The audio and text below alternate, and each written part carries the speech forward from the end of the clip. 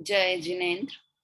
तीन भुवन में सार वीतराग विज्ञानता, शिव स्वरूप शिवकार नमः त्रियोग संभारिके। पंडित दौलत राम जी कृत छह डाला ग्रंथ पर हम चर्चा कर रहे हैं।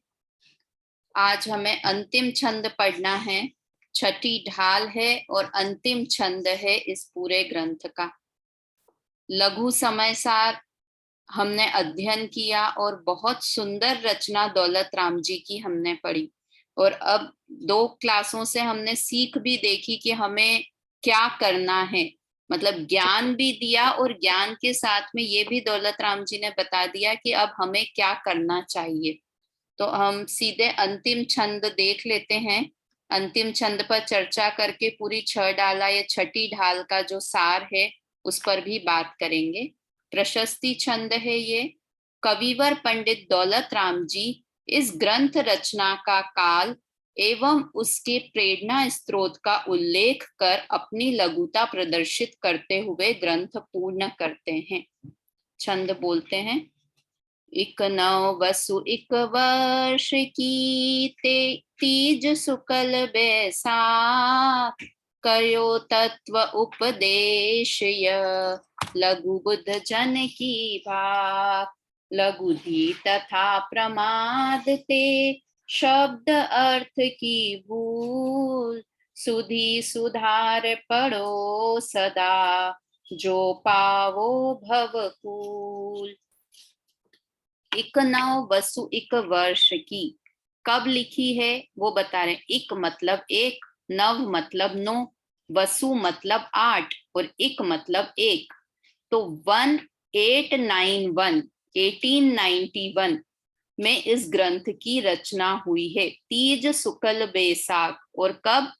तीज शुक्ल मतलब अक्षय तृतीया के दिन, ये वैशाख की शुक्ल मतलब अक्षय तृतीया का जो दिन आता है उस दिन इस ग्रंथ की रचना हुई है।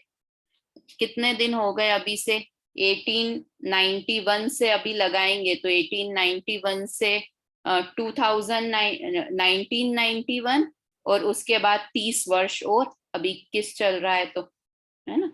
तो 130, लगभग 130 वर्ष पहले इस ग्रंथ की रचना हुई है। किंतु हमने इस ग्रंथ को पढ़ा तो कितना मजा, ऐसा लगा कि ये कुछ आउटडेटेड है। हम पुराने जैसे कोई चीज देखते हैं तो लगता है कि नहीं ये अपडेटेड नहीं है, ये बहुत आउटडेटेड चीज है। किंतु कितना अच्छे तरीके से इसमें दौलत राम जी ने वर्णन किया है। इतने मधुर छंद हैं कि पढ़ने में, बोलने में, समझने में, सुनने में बहुत मजा आता है इन छंदों को। तो वास्तव में बहुत अच्छे छंद, तो लगभग 130 वर्ष पूर्व, और ये अक्षय तृतीया के दिन इस ग्रंथ की रचना हुई। ये सब ग्रंथ की प्रामाणिकता भी बताता है ना। अभी अपन करते हैं और चर्चा।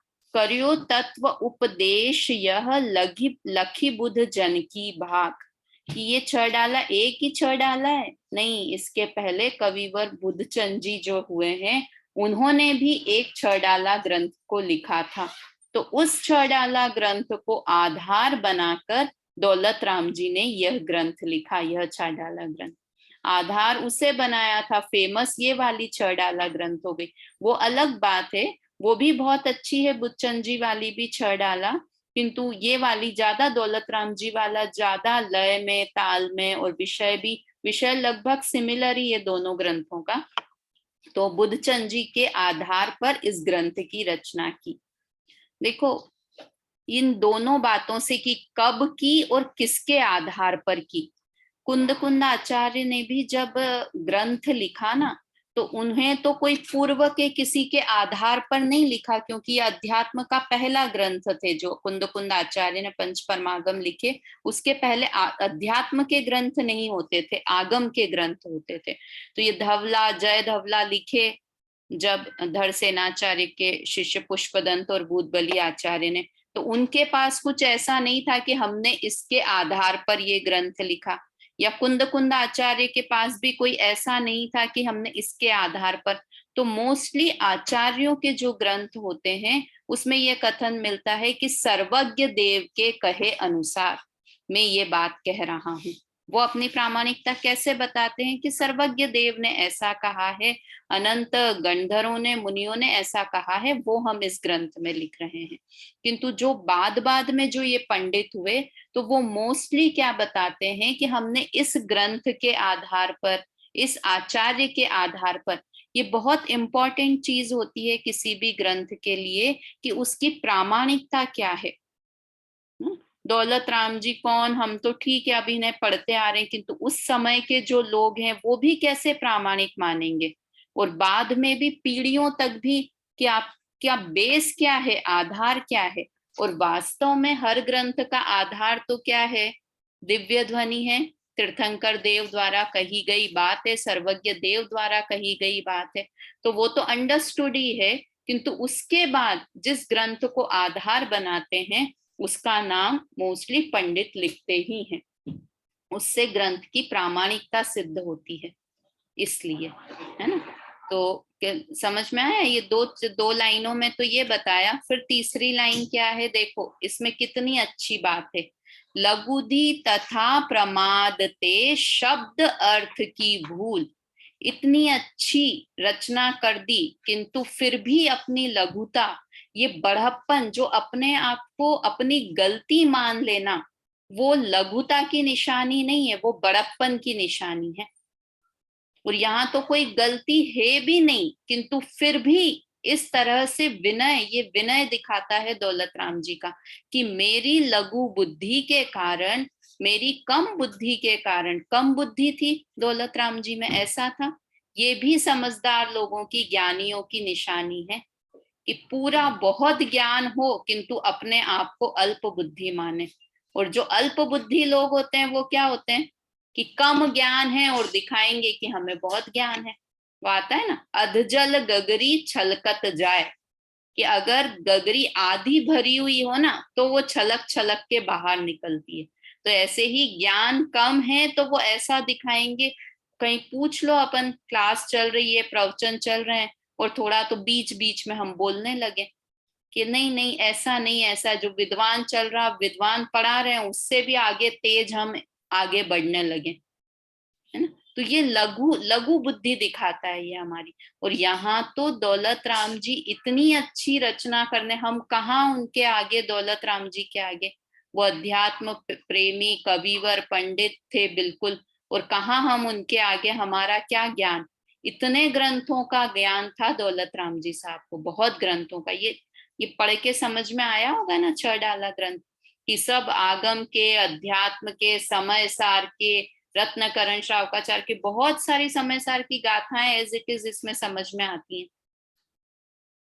तो इतने ग्रंथों का ज्ञान था, उसके बाद भी अपने आप को क्या बोल रहे हैं कि लघु बुद्धि हूं मैं, कम बुद्धि हूं। तो मेरी कम बुद्धि के कारण से और मेरे प्रमाद के कारण से, प्रमाद मतलब क्या समझना है यहाँ पर, कि नहीं चाहते हुए भी कुछ असावधानी, प्रमाद का अर्थ होता है असावधानी, असावधानी वश अगर कुछ मुझसे गलत शब्द और अर्थ में कहीं कुछ भूल हो गई हो, तो क्या करें, सुधी सुधारी पढ़ो सदा जो पावो भवकूल, कि जो सुधी मतलब बुद्धिमान लोग हैं वो इसे सुधार करके पढ़ें, है ना। सुधार कर भी नहीं, वैसे क्या होता है, किसी की रचना में किसी और को चेंज करने का अधिकार नहीं होता है। जो रचना जो लिखता है वो सिर्फ कॉपीराइट उसी का ही होता है कि वो उसमें कृति में कुछ चेंज करना चाहे तो, अगर चेंज करने की दे देना परमिशन, तो ये अभी 6 डाला ग्रंथ की क्या पूरी नई की नई कहानी हो जाए, नया का नई चीज लिखने में आ जाए, है ना। तो इसलिए यहाँ पर तो ये कहा कि जो बुद्धिमान लोग हैं वो उसे सुधार करके पढ़ लें। जो पावो भवकूल, अगर संसार, कूल मतलब किनारा, अगर संसार का किनारा चाहते हैं तो इस 6 डाला ग्रंथ का अध्ययन करो। चाहते हैं कि नहीं हम किनारा। देखो ये इतने से एक इससे दौलत राम जी की कितनी सारी चीजें सामने आई, है ना। उन्हें बहुत ज्ञान था किंतु ज्ञान का अभिमान बिल्कुल भी नहीं था। उन्होंने कब ग्रंथ की रचना की, किसके आधार पर रचना की, तो ये सब ग्रंथ की प्रामाणिकता सिद्ध करता है। कई बार ऐसे होता है ना कि जो हमारे पहले आचार्य होते थे, गद्य पिच्चो उमा स्वामी, तो उनके लिए आता है ना कम से कम लिखकर अधिक से अधिक प्रसिद्धि पाने वाले गद्य पिच्चो उमा स्वामी के तत्वार सूत्र से जैन समाज जितना परिचित है, उनके जीवन के बारे में उतना ही अपरिचित है। मतलब इतना बड़े बड़े ग्रंथ लिखने के बाद भी उन्होंने अपने नाम के आगे कहीं कुछ नहीं लिखा, नाम के अलावा, कि कहाँ जन्म हुआ था, कौन माता पिता थे, कितने वर्ष में क्या, कितनी शादियां, कितने बच्चे। किंतु जो ये विद्वान होते हैं, पंडित होते हैं, वो कदाचित ऐसा लिख देते हैं। आचार्य तो इतना भी नहीं लिखते हैं, है ना। और ये विद्वान भी प्रामाणिकता के लिए, क्योंकि धीरे धीरे जैसे जैसे काल आगे बढ़ता चला गया तो लोगों को डाउट, शंकाएं ज्यादा होने लगी, और जो प्योर अध्यात्म, प्योर ग्रंथ थे, उनमें बहुत सारी चीजों की मिलावट होने लगी, है ना। पहले लोग ऐसे नहीं करते थे कि ग्रंथों में अपने ग्रंथ भी डाल दिए, या अज्ञानियों, मिथ्या दृष्टियों द्वारा लिखे हुए ग्रंथ पहले नहीं होते थे। किंतु जैसे जैसे काल आगे बढ़ता गया तो वैसे वैसे प्रामाणिकता की आवश्यकता अधिक होने लगी। इसलिए पंडित और विद्वान ये सब, इसमें ये बिल्कुल नहीं है कि वे अपना यश चाहते थे, है ना, ख्याति के कारण से ऐसा करते हो कि मैं अपना नाम लिखूं, ये लिखूं, ख्याति वाला पॉइंट नहीं होता था। प्रामाणिकता के लिए वे अपना नाम को इसमें लिख दिया करते थे, और थोड़ा अपने बारे में, जैसे बनारसी दास जी ने तो पूरी अर्ध कथानक अपने जीवन के बारे में, ताकि लोगों को उससे प्रेरणा मिले, है ना। बनारसी दास जी ने अर्ध कथानक तो पूरा जीवन उनका उसमें लिख रखा है, अर्ध कथानक। तो वो सब चीजें, या दौलत राम जी ने ये चीज लिखी, या थोड़ा अपना परिचय लिखा, तो वो ख्याति नहीं है, वो प्रामाणिकता के लिए हमें वही समझकर देखना चाहिए। देखिए अब इसका अन्वयार्थ और भावार्थ हम देख लेते हैं एक बार। 1-8-9 संवत की, है ना, 1-9 वसु 1 वर्ष, है ना। पर ये देखो यहाँ नव और वसु ऐसा लिखा होता है, किंतु ये पढ़ना, ये 1981 नहीं है, 1891 है ना, 1891। 1981 तो अभी अभी गया है, सबके जन्म हो गए थे 1981, तो ये 1891 पढ़ना, इसे 1-9 वसु 1 वर्ष की, कि 1-8-9 संवत की वैशाख शुक्ल तीज को बुद्धजन कवि के कथन को देखकर यह तत्वोपदेश किया है। अल्प बुद्धि और प्रमाद से यदि शब्द अर्थ में कहीं भूल हो तो हे सुविज्ञ जीवों, इसे सदैव सुधार कर पढ़ो पढ़ना, जिससे संसार सागर के तट को प्राप्त करोगे। कुछ और है नहीं, इसमें भावार्थ देख लेते हैं। पंडित बुद्धजन जी कृत 6 डाला के कथन का आधार लेकर मैंने दौलत राम ने विक्रम संवत 1891 वैशाख शुक्ल 30 अक्षय तृतीया के दिन इस 6 डाला ग्रंथ की रचना की है। अभी अभी थोड़े अप्रैल में आता है ना, मतलब लगभग वही 130 वर्ष और कुछ महीने हुए हैं जब हम पढ़ रहे हैं ये 6 डाला ग्रंथ को। मेरी अल्प बुद्धि तथा प्रमादवश इसमें कहीं शब्द की या अर्थ की भूल हो गई हो तो बुद्धिमान उसे सुधार कर पढ़ें, ताकि जीव संसार समुद्र को पार करने में शक्तिमान हो। इस तरह ये हमारा ग्रंथ हुआ पूरा। अब इस 6 डाला ग्रंथ का हम एक बार सारांश भी देख लेते हैं और उसके बाद चर्चा समाप्त करेंगे। 6वीं ढाल का सारांश। ग्रंथकार पंडित दौलत राम जी ने 5वीं ढाल के अंतिम छंद में मुनि धर्म का निरूपण करने की प्रतिज्ञा की थी। याद है छंद, याद है कौन सा छंद था? अंतिम छंद 5वीं ढाल का ये था ना, सो धर्म मुनिन करी धरिए, तिनकी करतूत उचरिए, ताको सुनिए भवि प्राणी, अपनी अनुभूति पिछानी, है ना। तो मैं अब इनको मुनि धर्म को कहूंगा, ऐसी प्रतिज्ञा ली थी पांचवी ढाल के अंत में। तदनुसार इस छठवीं ढाल में मुनि धर्म का अत्यंत सारगर्भित, संक्षिप्त और निश्चय व्यवहार की संधि पूर्वक वर्णन किया गया है। वाकई में जब ये 6 डाला ग्रंथ पढ़ा ना, तो मुझे भी ऐसा लगा कि ये सही है कि इसमें जो निश्चय व्यवहार की एकता है वो किसी अन्य धर्म में, अन्य ग्रंथ में मिलना बहुत कठिन है।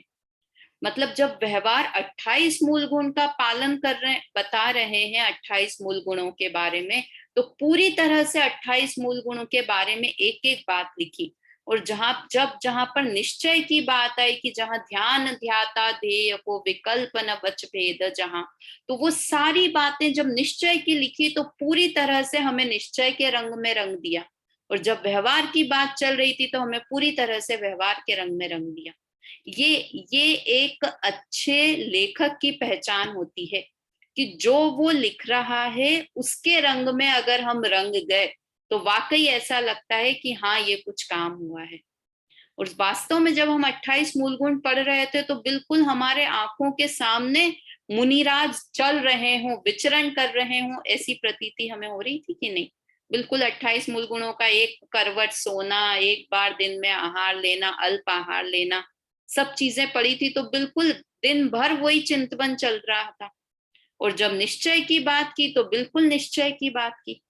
तो जो इतना अच्छा निरूपण इस 6 डाला ग्रंथ में मिलता है, वैसा निरूपण कहीं पर अन्यत्र मिलना बहुत कठिन है।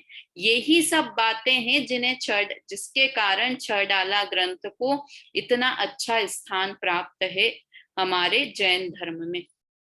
जैसे जो लोग तत्वार सूत्र का रोज कई लोग पाठ करते हैं, वैसे ही 6 डाला का पाठ भी पढ़ते हैं। तत्वार सूत्र तो फिर भी कठिन लग सकता है क्योंकि संस्कृत में है, हम पढ़ जाते हैं वैसे के वैसे ही 10 अध्याय के सूत्र और शायद उनका अर्थ ख्याल में नहीं हो। किंतु ये 6 डाला ग्रंथ ऐसा है कि अगर इसे कोई बच्चा भी पढ़े ना, मतलब पहली ढाल तो कितने छोटे 4-4 5-5 साल के बच्चों को याद करा दी जाती है। और वो उसमें जो नरक गति का वर्णन है और सारे वर्णन है तो बहुत अच्छे से बच्चों को समझ में आते हैं वो, है ना। मतलब बच्चों से लेकर बुढ़ों तक सबको पसंद आए ऐसा ग्रंथ है ये 6 डाला ग्रंथ। समझ में आया? देखिए क्या लिखा है। और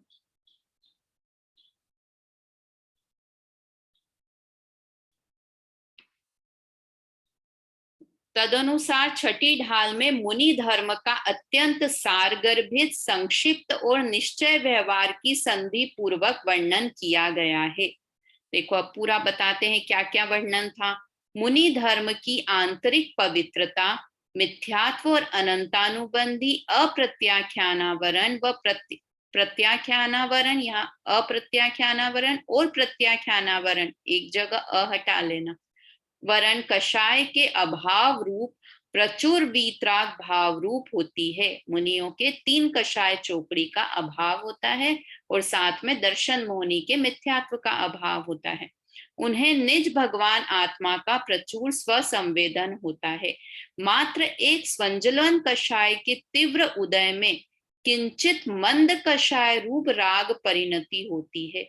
मतलब छठे गुण स्थान में स्वंजलन कषाय का तीव्र उदय होता है, फिर 7वें में मंद, फिर और मंद, फिर मंदतम हो जाता है। ऐसे धीरे धीरे गुण स्थान में और कम। तो छठे गुण स्थान में जब तीव्र उदय है तब भी इतनी मंद कषाय रहती है, जिसके कारण उनकी प्रवृत्ति में अहिंसादि 5 महाव्रत, 5 समितियां, 5 इंद्रिय जय, 6 आवश्यक तथा नग्नत्व, केशलोच, अस्नान, अदंत धोवन, भूमि शयन, एक बार और कर पात्र मतलब हाथ में, एक बार दिन में ले आहार, खड़े अलप, निज पान में मतलब अपने हाथ में आहार रूप 28 मूल गुण प्रवर्तित होते हैं।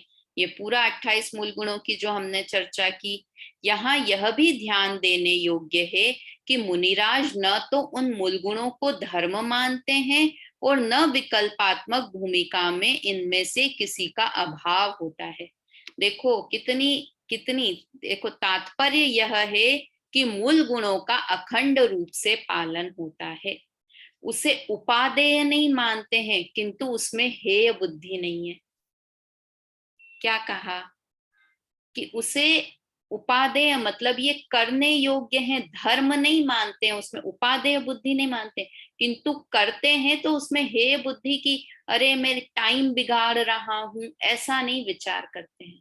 कितनी अद्भुत, कितनी अच्छी भूमिका होती है ये मुनि अवस्था ना। विकल्प नहीं है कि मैं 28 मूल गुणों का पालन करूं, किंतु सहज रूप से 28 मूल गुणों का पालन हो जाता है।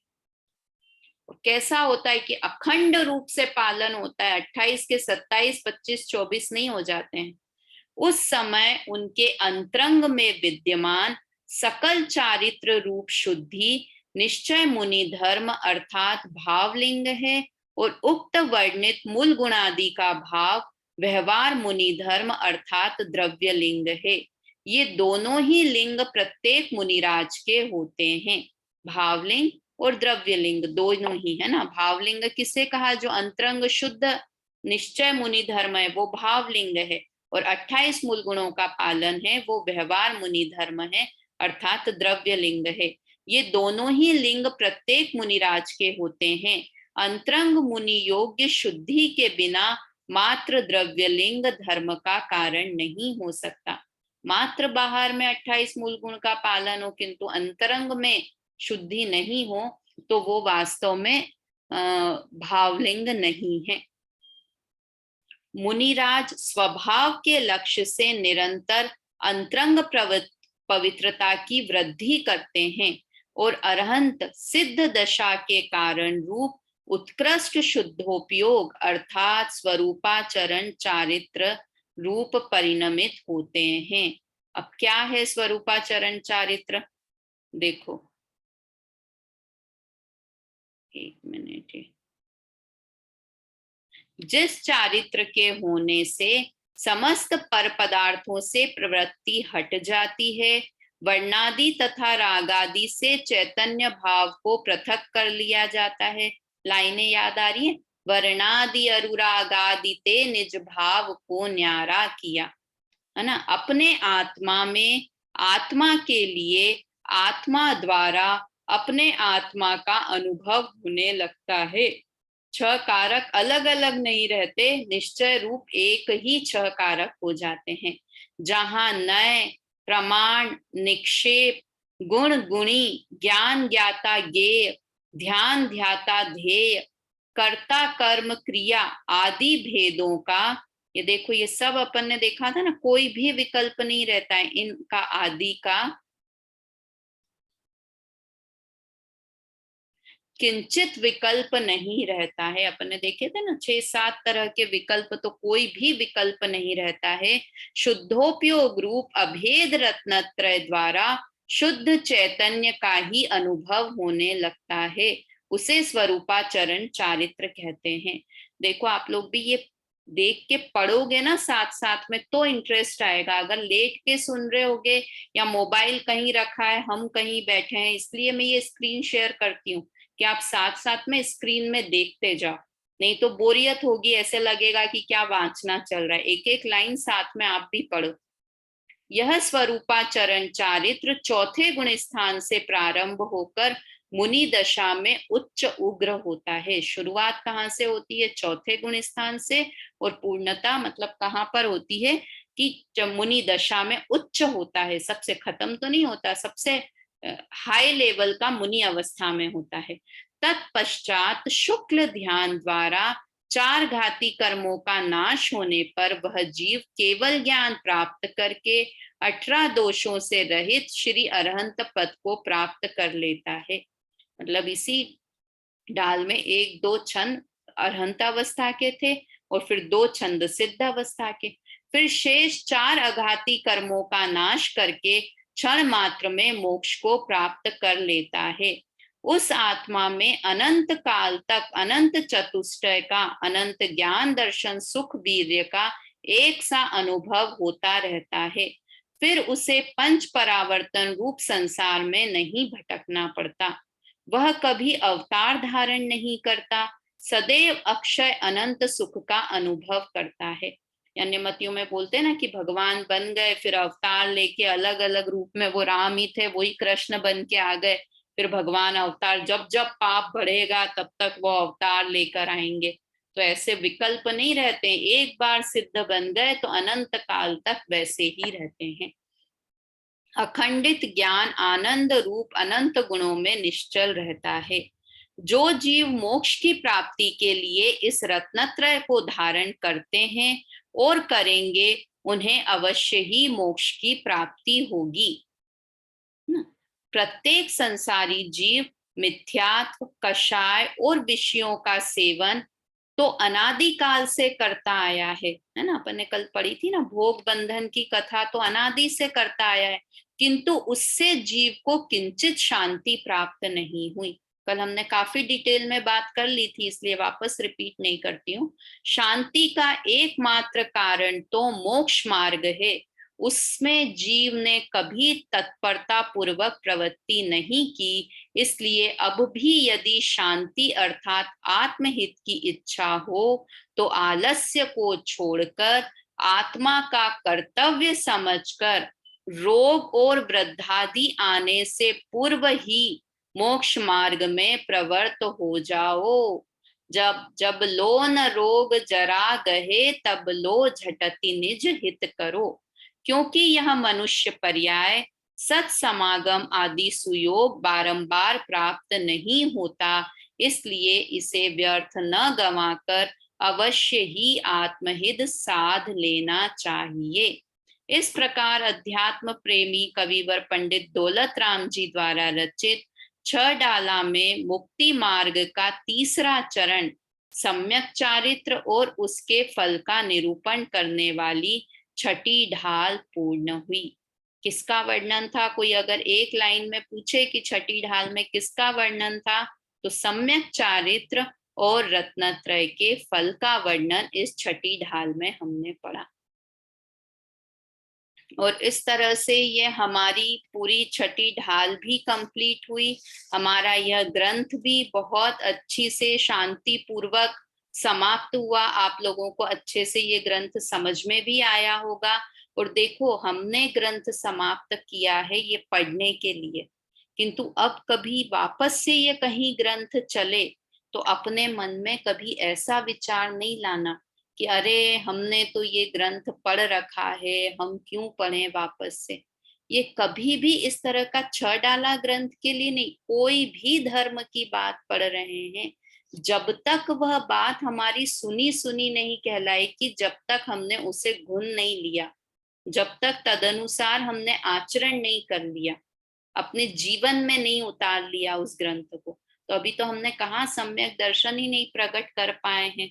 तो तब तक ये हमने एक बार अध्ययन पूर्ण किया है, किंतु आगे भी आप इसके छंद वगैरह भी बोलते रहें, कोई और विद्वान के मुख से भी अगर इस ग्रंथ को सुनने को मिले तो अवश्य ही इस ग्रंथ को सुने। वास्तव में ये ग्रंथ ऐसा ग्रंथ है, या हमारे जितने भी ग्रंथ हैं, कि एक ग्रंथ ही हमें मोक्ष में ले जाने के लिए पर्याप्त है।